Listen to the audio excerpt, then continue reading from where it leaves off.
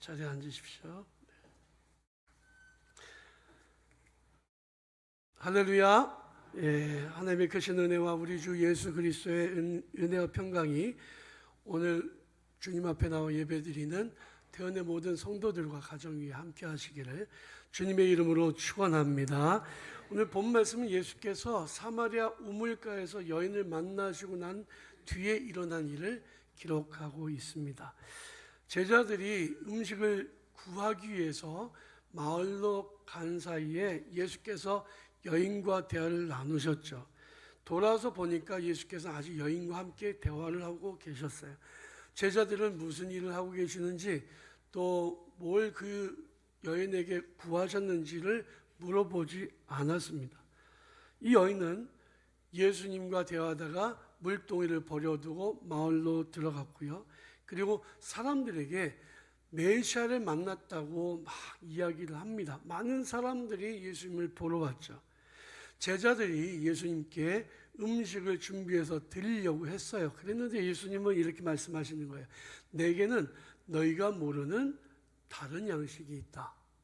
그러니까 제자들이 놀란 겁니다. 아니 누가 예수님께 음식을 갖다 드렸을까? 예수님이 무슨 음식을 있다고 말씀하시는 거지? 그게 이해가 가지 않았어요. 그런데 예수님이 이렇게 말씀하십니다. 나의 양식은 나를 보내신 이의 뜻을 행하며 그의 일을 온전히 이루는 것이니라. 사람이 떡으로만 사는 것이 아니요 하나님의 입에서 나는 모든 말씀으로 사는 것이다라고 하는 말씀과 일맥상통하는 말씀이죠. 예수께서 나에게는 먹을 양식이 있다. 그런데 이거는 눈에 보이는 먹는 양식이 아니라 영의 양식이고, 다르게 얘기하면 기쁨이고, 다르게 말하면 만족이라고 볼 수 있죠. 예수님은 너희가 말하기를 이제 넉 달이 있어야 추수할 수 있다고 말하는데 이미 들판이 휘어져서 추수 때를 기다리고 있다. 그러니 너희도 이제 복음을 전해야 된다. 나는 이 일을 위해서 이 땅에 왔다라고 말씀하시는 것을 보게 됩니다. 많은 사마리아인들이 예수께 와서 예수님의 말씀을 들었어요. 처음에는 이 여인이 예수님을 증거하는 것을 보고 예수님을 믿게 됐는데, 모여든 사람들이 이틀 동안 예수님의 말씀을 듣고는 자기들이 말하기를 우리가 너 때문에 믿는 게 아니라 우리가 직접 말씀을 듣고 보니 믿게 되었다라고 고백하는 모습을 보게 됩니다. 예수께서 말씀하신 내게는 너희가 알지 못하는 양식이 있다는 말씀은 영혼 구원을 통해 얻어지는 기쁨과 만족을 말씀하는 거죠. 사마리아 여인은 심각한 영적인 곤고함에 시달리고 있었습니다. 예수께서 우물가를 찾아가시고 이 여인에게 생명의 길을 가르쳐 주셨습니다. 이 여인도 마을 곳곳에 다니면서 사람들에게 자기가 메시아를 만났다고 증거했고, 그들도 예수님의 말씀을 듣고 예수님을 믿게 되었으니 이 얼마나 기쁘고 감사한 일이었겠습니까? 죽어가는 영혼들을 구원하시고 그 기쁨과 만족이 충만하신 상태였다는 거죠. 여러분, 기쁨이 가득하면 아무것도 안 먹어도 배부르다 이런 생각하잖아요. 먹는 만족보다 내가 기뻐서 느끼는 만족이 더 클 때 그런 얘기예요. 예를 들면 내 자녀가 원하는 대학에, 좋은 대학에 들어갔다, 전국 수석을 했다 이러면 며칠 밤낮을 안 먹어도 배부를 거 아니에요. 그렇죠? 내 자녀가 좋은 직장에 들어갔다 그러면, 아주 큰 소원이 이루어졌다고 하면 야, 부모 입장에서 안 먹어도 배부르다 이런 얘기 해보신 적이 있지 않아요? 예수님도 마찬가지예요. 예수님도 지금 먹는 기쁨보다 영혼 구원의 기쁨이 너무 충만하셨기 때문에 내게는 너희가 모르는 양식이 있어 이렇게 말씀하신 거죠. 영혼을 구원하는 일은 기쁨이 가득한 일입니다. 영혼 구원은 만족이 충만해질 수 있는 아주 중요한 일이에요. 누구에게 기쁨이 가득할까요? 첫 번째는 하나님께 기쁨이 가득합니다. 우리가 한 사람을 전도하면 그 사람이 예수님을 믿고 그리고 구원을 받게 되면 하나님이 가장 기뻐하신다는 거죠. 예수께서 말씀하시기를 양 100마리의 비유를 말씀하셨어요. 어떤 사람이 양이 100마리가 있는데 그 중에 한 마리를 잃어버렸다. 그러면 산에 양 99마리 남겨놓고 잃어버린 양을 찾아갔다가 만약에 그 양을 찾으면 잃어버리지 않은 99마리 양을 인하여 기뻐하는 것보다 훨씬 더 기뻐할 것이다 라고 예수님 말씀하셨습니다. 마찬가지로 이 작은 자 중에 하나라도 잃어버리는 것이 하나님의 뜻이 아니다 라고 말씀하셨어요. 영혼을 구원하는 일은 하나님을 기쁘시게 해드리는 일, 예배를 드리며 하나님 기뻐하시지만 영혼을 구하는 한 영혼이 주님께로 돌아오는 그 일을 통해서는 하나님이 얼마나 기뻐하실지 우리는 가늠하지도 못해요. 전도는 그래서 해야 되는 겁니다. 하나님을 기쁘시게 해드리기 위해서 반드시 해야 되는 일이에요.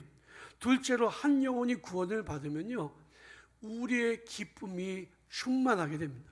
한 영혼을 그냥 데려와서 교회 다니게 하고 이 정도가 아니라 예수님을 믿고 그 사람이 구원의 확신 가지고 살게 된다면 이것은 죄인이 의인이 되는 것이고 죽을 운명이 살 운명이 되는 것이고 지옥 갈 운명이 천국 갈 운명이 되는 거죠. 저주받은 운명이 복받는 운명이 되는 거예요. 그렇게 그 사람을 예수 앞으로 데려가고 예수님을 믿고 구원을 받게 만드는 것은 하나님께는 큰 영광을 돌려드리는 일이지만 우리 자신에게도 이것은 굉장히 기쁜 일이에요. 여러분, 스타 되려면 연예 기획사 들어가야 되잖아요. 그러면 스타가 그 중에서 만에 하나, 10만 명이 하나 되겠죠.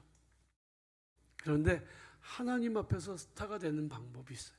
다니엘 12장 3절에 보면 지혜 있는 자는 궁창의 빛같이 빛날 것이요 많은 사람을 옳은 대로 돌아오게 한 자는 별과 같이 영원토록 빛나리라 라고 말씀하셨습니다.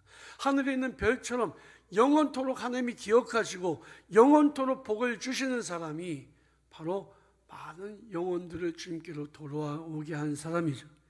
그러니 하나님께도 영광을 돌려드리는 일이지만 영혼을 구원한 일은 내게도 큰 복이 됨을 믿으시기 바랍니다. 세 번째로 구원받은 백성에게는 정말 큰 기쁨이 되는 거죠. 우리가 전도할 때 그 사람이 교회 한번 가주는 것처럼 생각하지만 사실은 누구를 위한 일이에요? 그 사람을 위한 일이에요. 그 사람이 예수 믿고 구원을 받으면 그 사람의 운명은 완전히 송두리째 달라지는 겁니다. 그가 하나님의 자녀가 되는 것이 보통 일이겠습니까? 그가 하나님의 백성이 되는 것이 그게 가벼운 일이겠습니까? 그렇지 않죠.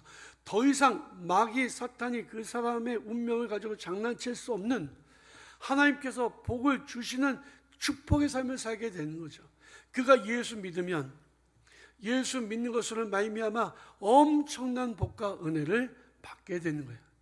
그 아들을 아낌없이 우리에게 선물로 내어주신 이가 어찌 그 아들과 함께 그 많은 선물들을 우리에게 주시지 않겠느냐라고 성경은 말씀하고 있어요. 예수 믿으면, 한 사람이 예수 믿으면 그 사람의 운명은 180도 달라지는 거죠. 가장 소중한 일이 그 사람이 예수 믿기로 결단하고 예수님을 영접한 것은 그 사람의 일생에 이 땅에 그 사람이 태어나는 순간보다도 더 중요한 순간이라는 거예요. 한 사람이 구원을 받으면 그 사람과 연관된 다른 사람들에게도 하나님의 은혜와 복이 미치기 때문에 이것은 그 가정의 복이 임하는 가장 중요한 기회의 순간이라는 거예요. 아브라함이 예수 믿고 아브라함이 하나님의 백성이 되고 그리고 아브라함을 통해서 수많은 그의 후손들이 복을 받았습니다. 사도행전에 보면 빌립보 감옥에 지진이 일어나서 옥문이 열렸죠. 간수장이 자결하려고 했습니다. 왜냐하면 죄수들이 도망간 줄로 알고요. 그러나 바울과 실라가 우리가 있으니 죽지 말라고 해서 살게 됐습니다. 간수장이 바울과 실라에게 가서 선생님, 제가 어떻게 해야 구원 얻을 수 있습니까? 라고 질문을 던지는 거예요. 그때에 이렇게 말하죠. 주 예수를 믿으라. 그리하면 너와 내 집이 구원을 얻으리라. 그 간수장뿐만이 아니라 그의 가족이 전부 구원을 얻을 것이라고 말씀하고 있는 거예요. 간수는 그들을 데려다가 상처받은 매 맞아서 상처난 부분을 씻어주고 약을 발라준 후에 온 가족이 자기와 함께 세례를 받고는 그들을 데리고 자기 집에 올라가서 음식을 차려주고 그와 그의 온 집안이 예수님을 믿게 됐습니다. 그랬더니 사도행전 16장 34절에 뭐라고 말씀하고 있냐면 그와 온 집안이 하나님을 믿음으로 크게 기뻐하니라 했습니다. 삶이 축제가 된 거죠. 삶이 저주가 아니라 기쁨이 된 거예요. 이사분기 우리 교회의 주제는 영혼 구원의 기쁨, 축제로서의 전도입니다. 전도를 통한 축제가 이사분기 우리 교회의 목표라는 거죠.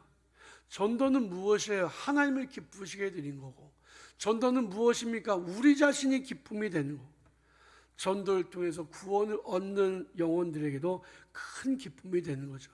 그들이 예수님을 믿고 구원을 받으면 그들이 알지도 못한 사이에 그들의 영혼이 기쁨으로 가득 차서 하나님 앞에 기쁨의 환호성을 올려드리게 될 거예요. 삶이 축제가 되게 될 것입니다. 그래서 전도를 해야 되는데 전도하는 방법을 말씀드리면요, 첫 번째는 전도는 내 말을 전하는 게 아니라 하나님의 말씀을 전하는 것임을 기억해야만 합니다. 전도를 하려고 하면요, 부끄러워서 말 못하는 경우들이 있어요. 여러분, 복음을 부끄러워하지 마시기 바랍니다. 예수님 말씀하시길 나의 말과 나를 부끄러워하면 세상 사람들 앞에서 내가 하나님 아버지 앞에서 너희를 부끄러워하리라 말씀하셨어요. 복음은 절대 부끄러울 게 아니에요. 전도 어떻게 합니까? 예수 믿으면 구원받습니다. 예수 믿으면 행복해집니다. 예수 믿으면 문제가 해결됩니다 라고 말하는 것이 가장 좋은 거예요. 우리 교회 한번 와보세요. 이거는 전도를 위한 방법일 수 있어도 전도의 핵심이 아니에요. 예수 믿으면 구원을 받습니다가 맞습니다. 그런데 이 말이 부끄러운 말입니까? 아니에요. 이 말은 가장 생명력이 있는 말이에요. 전도를 해보면요, 내가 아무리 막 기교를 부려가지고 전도하려고 해도 안 돼요. 그런데 예수 믿으세요 한마디로 예수 믿는 사람들이 생깁니다. 전도는 내 말을 전하는 게 아니에요. 하나님의 말씀을 전하는 거예요. 그러므로 나는 부족하고 나는 연약하고 내 자신이 나를 볼 때 부끄러울 수 있어요.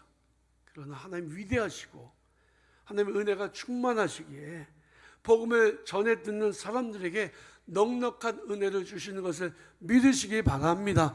그러므로 하나님 말씀을 부끄러워하지 마시고 전하십시오. 전 모세가 하나님의 부르심을 받았을 때에 저는 입술이 둔한 사람이라 저는 못 전합니다. 전할 만한 사람을 보내십시오 라고 거절했어요. 그때 하나님 뭐라고 말씀하셨는지 아십니까? 누가 사람의 입을 만들었냐? 내가 너희 입에 나의 말을 줄 것이라고 말씀하셨습니다. 전도는 힘든 게 아니에요. 예수를 전하면 됩니다. 둘째로 전도는 무엇을 파는 것도 아니에요. 부탁하는 것도 아니에요. 생명을 전하는 것이기 때문에 자신 있게 전해야 된다는 거죠. 물건 좀 사줘. 보험 좀 들어줘. 이거는 어렵죠. 상대방의 사정을 생각해야 되고 말하면서도 내가 정말 안 하고 싶은데 얘기를 할 수밖에 없어요. 왜? 내가 안 팔면 월급 못 받으니까. 팔아야죠. 그러니까 아쉬워도 전해. 근데 그건 하면서 전도를 못 한다는 건 말이 안 되는 거 아니에요. 내가 회사에서 월급 받기 위해서 전한다면 왜 내가 생명의 말씀을 전하지 못하냐 말이에요. 제발 예수를 믿어주십시오가 아니에요. 물건을 파는 사람이 자기가 확신하지 않는 물건을 팔 수 있습니까? 홈쇼핑에서 쇼호스트들이 물건을 파는데 내가 먹어보지 않아서 이거 약효가 있는지 모르겠어요. 누가 사겠어요? 입어보지도 않고 이건 물건이 좋다고 하는데 확신이 없습니다. 그럼 누가 사겠습니까? 입어보고 자기가 뽐을 내면서 영상을 찍어야 사람들이 사지 않겠어요. 내가 먹어보니까 이게 진짜 건강에 좋더라 라고 이야기해야 사람들이 사 먹지 않겠습니까? 내가 예수 믿었더니 너무 좋아. 예수 믿었더니 내가 두려움이 사라졌어. 예수 믿었더니 나 천국 가게 돼. 이런 확신과 믿음을 가지고 전해야 되지 않습니까? 여러분들에게 소망이 있으십니까?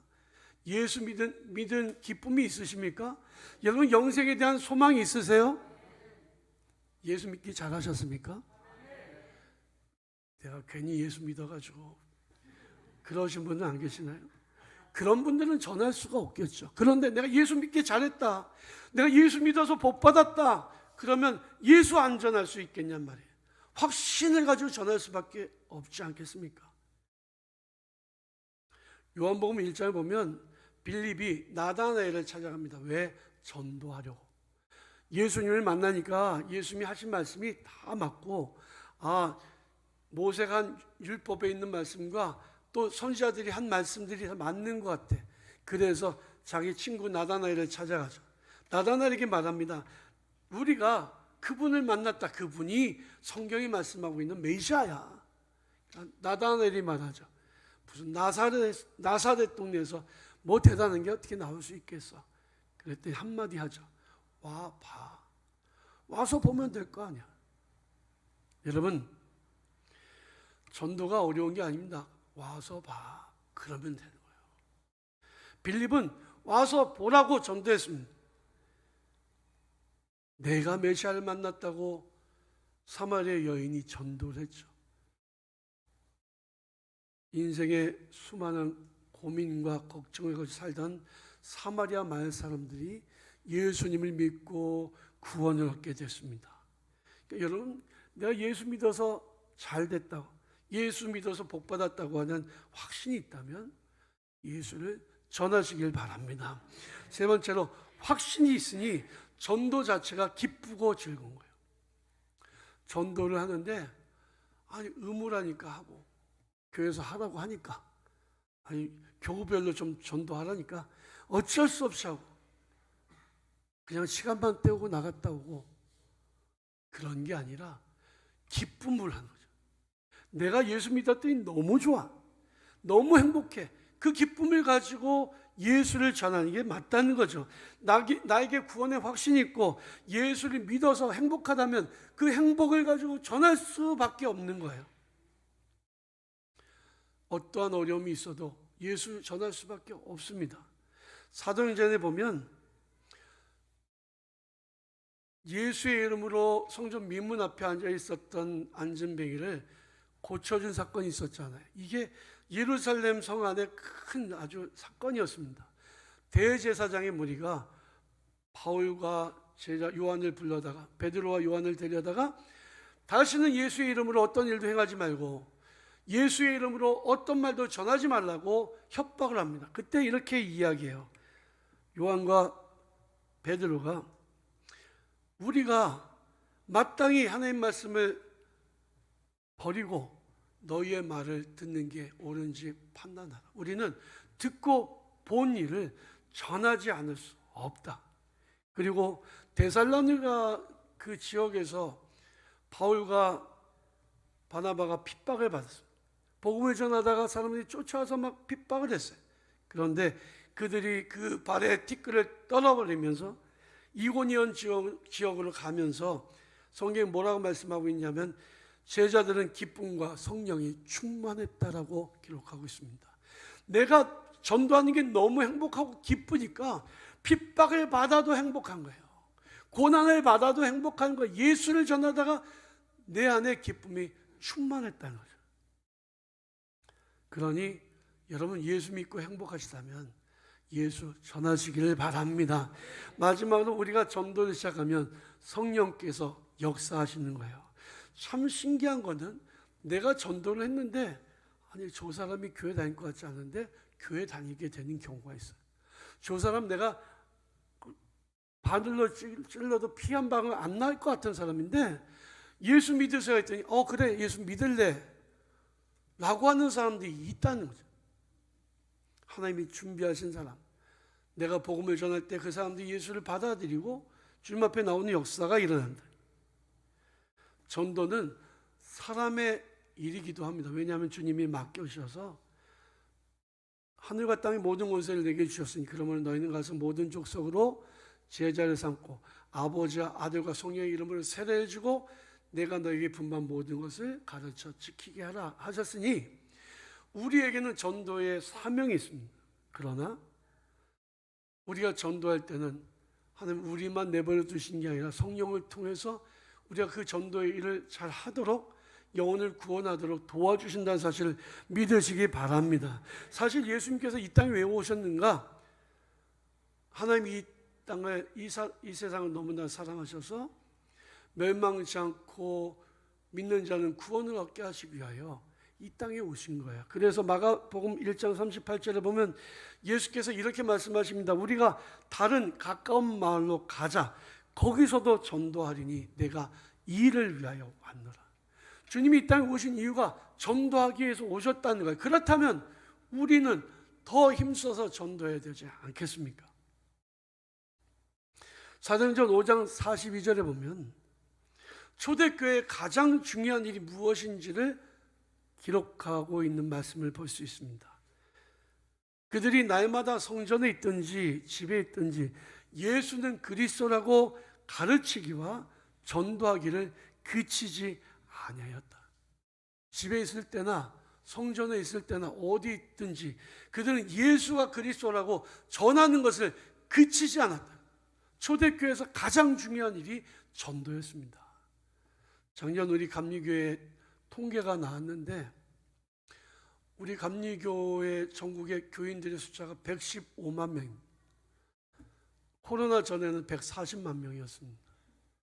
엄청나게 많이 줄었고요. 작년 한 해만 해도 교회 교인들의 숫자가 15%가 줄었습니다. 교인 숫자는 주는데요, 한국 교회는 전도를 하지 않아요. 사실 좀 어려워요. 이번 주서부터 생수 전도를 하려고 생수를 냉장고에다 집어넣고 배너도 누구든지 목마른 자는 나에게로 와서 마시라, 이 말씀을 가지고 시원한 생수를 드립니다. 배너까지 만들었어요. 그랬더니 학교에서 선생님들을 통해서 공문이 내려왔는데 생수를 누가 주면 절대 받지 말고 먹지 말라 했답니다. 왜냐하면 요즘에 주사기로 마약을 집어넣고 중독시킨다 그래요. 어떻게 이렇게 됐는지 모르겠어요. 이제 전도가 정말 어려워요. 어떻게 전도해야 될지 정말 모르겠어요. 세상은 그래도 우리는 또 다른 전도의 방법을 찾아야 되겠죠. 초대교회는 전도와 예배, 기도 외에는 한 게 없었어요. 우리도 전도에 최선을 다해야 될 줄로 믿습니다. 우린 예수를 전하기 위해 얼마나 최선을 다하고 있나요? 예수를 전하는 일이 우리의 최대의 과제고 사명입니다. 전도에 힘쓰는 일은 하나님의 일에 동참하는 일이에요. 전도는 하나님을 기쁘시게 해드리는 일이고 나에게 나 자신이 복을 받는 일이고 복음을 전해 듣는 사람의 운명이 달라지는 커다란 기쁨의 순간이 될 것입니다. 이제 코로나 팬데믹도 끝났습니다.